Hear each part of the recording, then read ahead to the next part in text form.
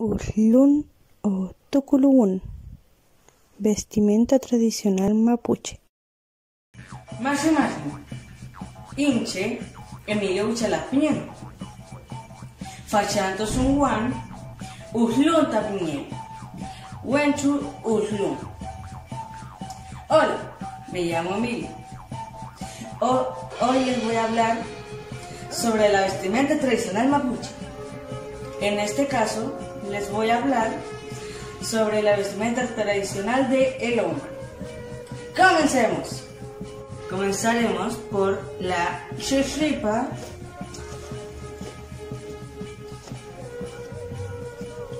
el chafigüe, que sirve para firmar la columna,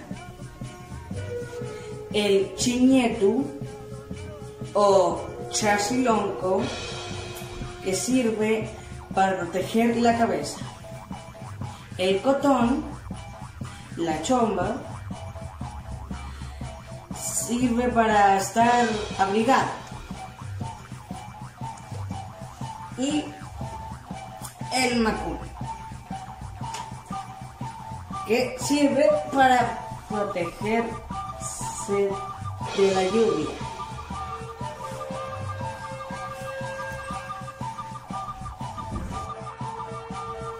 Feimuten con Puguenoy. Y eso es todo por hoy.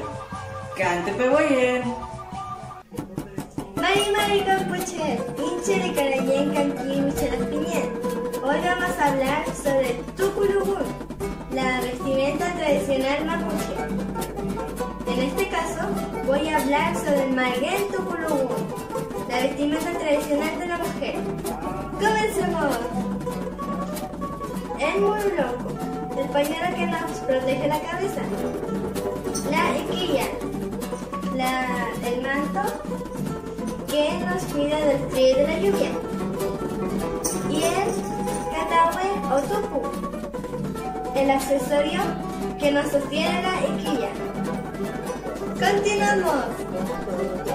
Estoy usando mi cupitún, que es mi vestido, mi chetue, y es el prendedor que sostiene mi cupitún.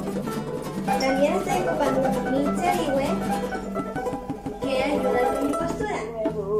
Y las mujeres embarazadas lo ocupan para sostener su vientre. Eso es todo por hoy. Nos vemos. Canto Peguayén.